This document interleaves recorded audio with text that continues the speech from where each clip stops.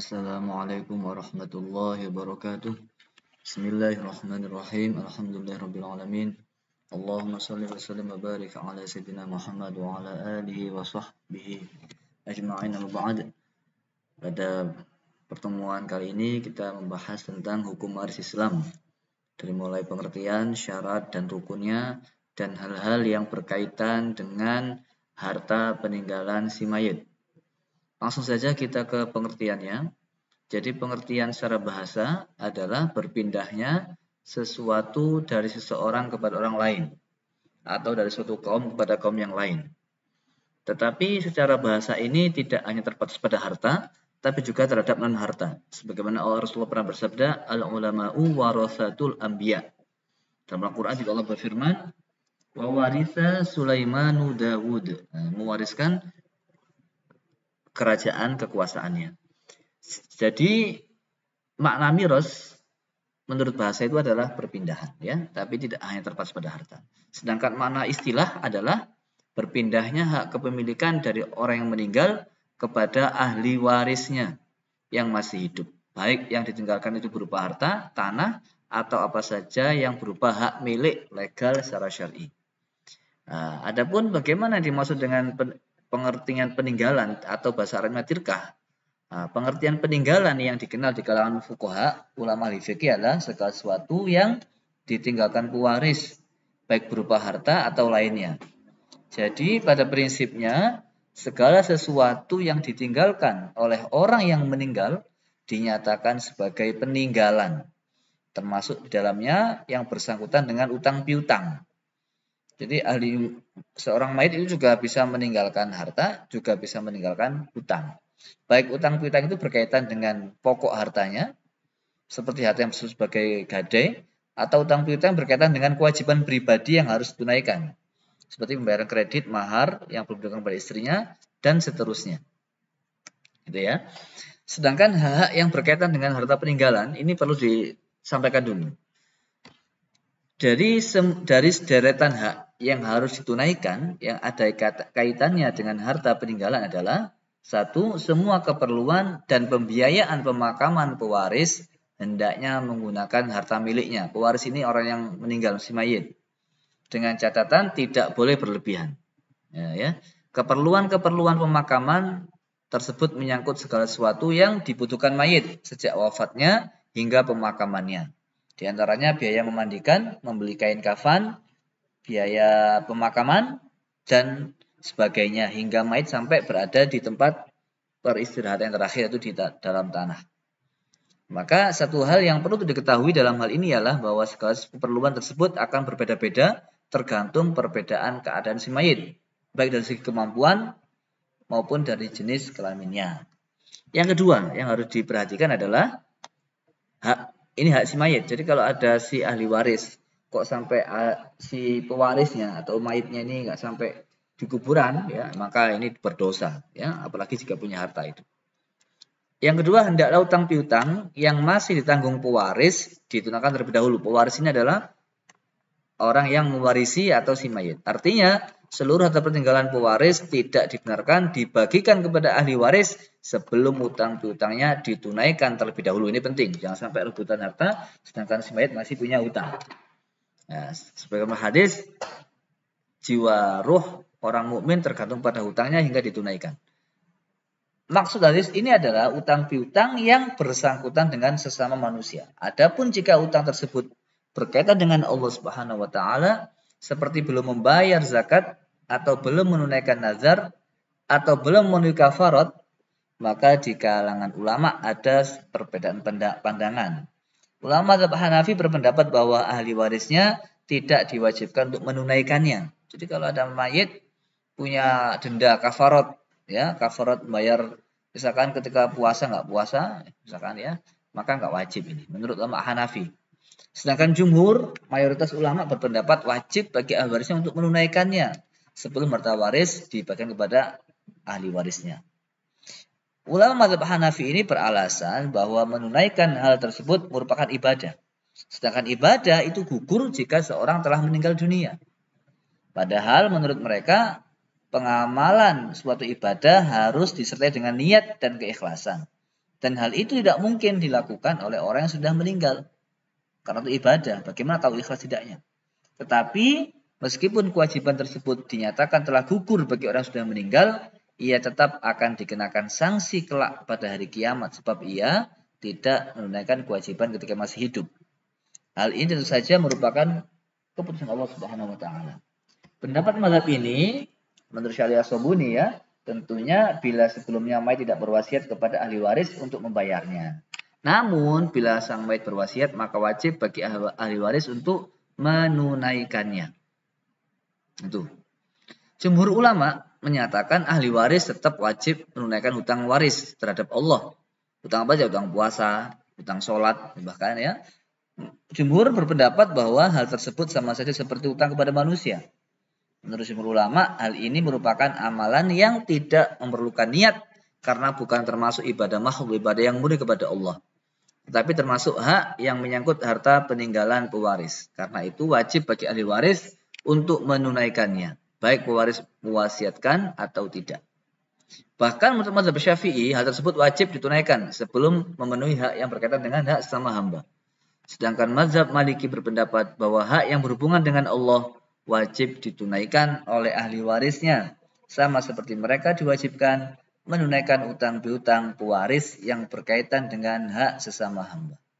Hanya saja mazhab ini lebih mengutamakan agar mendahulukan utang yang berkaitan dengan sesama hamba daripada utang kepada Allah.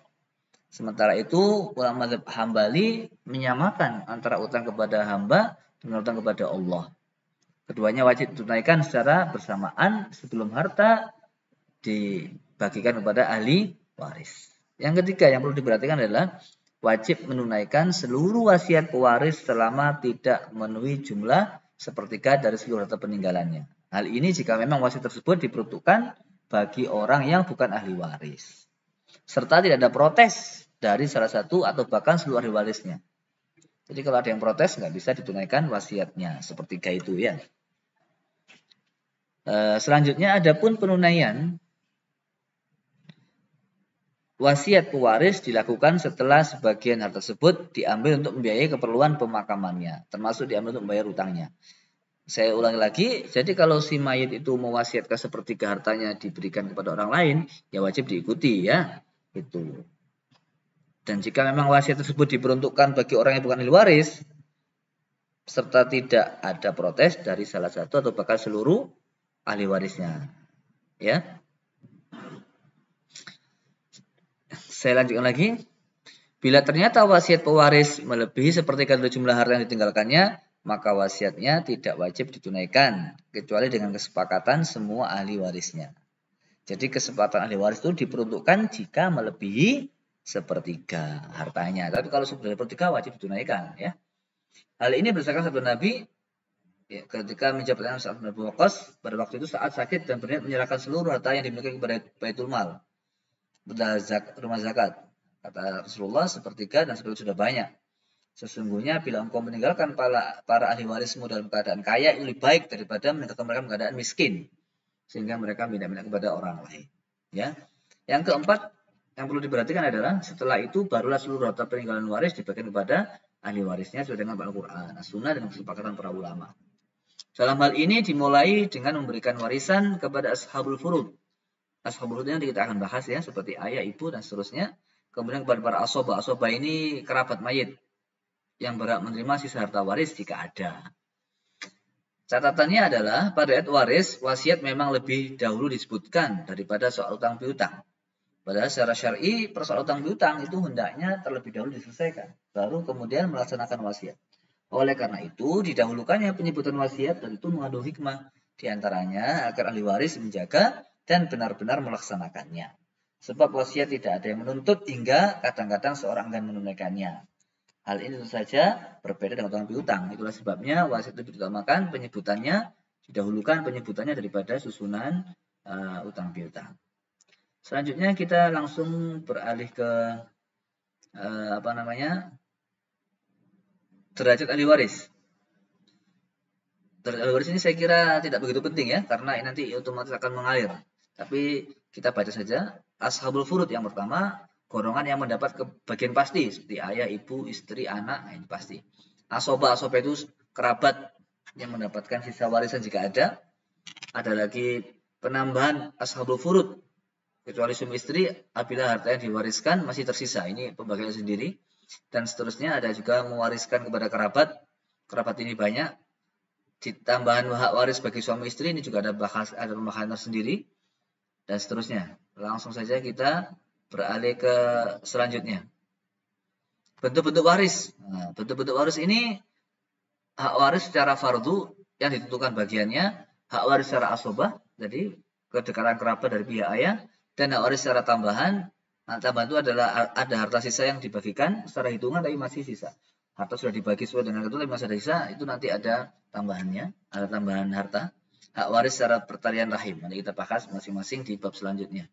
Sebab-sebab adanya hak waris. Sebab apa orang mendapat warisan? Yang pertama sebab kerabat hakiki, yaitu ikatan nasab. Kedua orang tua, anak, saudara, paman, dan seterusnya. Yang kedua pernikahan, yaitu pernikahan suami istri.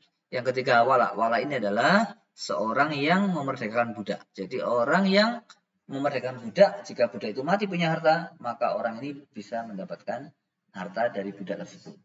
Tapi sekarang sudah tidak ada. Sekarang rukun waris. Rukun waris itu ada 3. Pewaris, orang yang meninggal dunia itu ya. Ahli waris yang masih hidup. Yang ketiga ada harta warisan. Sederhana kan? Nggak mungkin terjadi kalau nggak ada ini. Selanjutnya, syarat-syarat waris. Nah, syarat yang pertama adalah meninggalnya seorang pewaris. Kalau hidup berarti bukan warisan ya, pemberian namanya hibah. Yang kedua adanya ahli waris yang masih hidup pada waktu pewaris meninggal dunia. Yang ketiga, seluruh ahli waris diketahui secara pasti, termasuk jumlah bagian masing-masing. Jadi itu. Syarat yang pertama, meninggalnya pewaris. Kita kasih penjelasan. Orang yang meninggal itu ya ada yang hakiki, ada yang hukmi. Kita baca saja di sini, yang dimaksud dengan meninggalnya pewaris, baik secara hakiki atau hukmi, adalah orang yang telah meninggal. Dan diketahui oleh seluruh ahli warisnya, atau sebagian dari mereka, atau vonis yang ditetapkan oleh hakim terhadap seorang yang tidak diketahui keberadaannya. Sebagai contoh orang hilang. Ini bisa saja dihukumi mati secara hukum ya, pengadilan agama yang menentukan. Syarat kedua masih hidup ahli waris. Maksudnya apa? Maksudnya adalah pemindahan hak pemilikan dari pewaris harus kepada ahli waris yang secara syariat benar-benar masih hidup. Sebagai contoh, jika 2 orang atau lebih dari golongan yang berhak saling mewarisi meninggal dalam satu peristiwa, atau dalam keadaan yang berlainan, tetapi tidak diketahui mana yang lebih dahulu meninggal, maka di antara mereka tidak dapat saling mewarisi harta yang mereka miliki ketika masih hidup. Hal seperti ini oleh kalangan ahli fikih digambarkan seperti orang yang sama-sama meninggal dalam suatu kecelakaan kendaraan, tertimpa puing atau yang lainnya. Para ahli fikih menyatakan mereka adalah golongan orang yang tidak dapat saling mewarisi. Yang ketiga, diketahui posisi para ahli waris. Dalam hal ini harus tahu ini sebagai istri atau suami atau anak. Ya, itu tentang syaratnya. Yang pertama meninggal, yang kedua ada ahli waris yang masih hidup, yang ketiga diketahui posisi dan porsi. Posisi dan porsi ya, posisinya sebagai istri dan berapa porsinya. Itu. Nah, itu untuk materi selanjutnya akan kita bahas. Dan sebelum itu sesungguhnya harta warisan Islam ini adalah harta yang sudah diatur oleh Allah Subhanahu wa taala dan sumbernya dalam Al-Qur'an. Sumbernya dari mana? Hukum waris Islam sumbernya dari Al-Qur'an, dari As-Sunnah, ijma' ulama dan ijtihad atau pendapat para sahabat. Ya, jadi hukum Islam ini meluruskan dan menyempurnakan hukum waris sebelumnya. Karena pada zaman dahulu perempuan-perempuan tidak mendapat warisan. Anak yang masih bayi, masih kecil tidak mendapatkan warisan. Islam datang untuk memberikan hak kepada mereka. Tuh ya. Jadi dalam hukum Islam ini mengatur siapa mendapatkan berapa. Itu dan memahami hukum Islam sangat penting karena Rasulullah bersabda dalam sebuah riwayat Ad-Daruqutni, Imam Hakim, Ibnu Majah, ilmu yang pertama kali diangkat oleh Allah adalah ilmu tentang faraid. Dan hukum mempelajari ilmu faraid adalah hukumnya fardhu kifayah. Kalau ada satu umat muslim, satu pun nggak ada yang tahu hukum faraid, maka semuanya berdosa. Oleh karena itu, kita belajar ilmu waris ini setidaknya bisa menggugurkan banyak dosa orang-orang yang tidak belajar ilmu waris. Dan ilmu adalah ilmu yang pertama kali diangkat oleh Allah Subhanahu wa ta'ala. Dan banyak sekali perpecahan keluarga, pertengkaran, pertikaian karena mereka sejak awal tidak mengetahui hukum waris Islam. Andaikan mereka tahu, insya Allah mereka tidak akan berantem dan bertikai.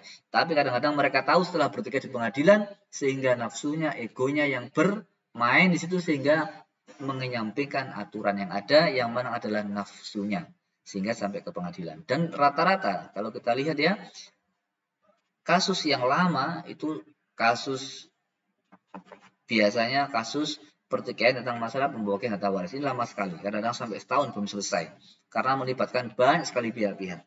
Kalau masalah cerai itu cepat ya, masalah wakaf itu cepat, tapi kalau masalah pembagian harta waris itu lama sekali karena perlu banyak pihak untuk disamakan persepsinya dan keikhlasan hatinya untuk mentaati aturan Allah Subhanahu wa taala. Saya kira demikian.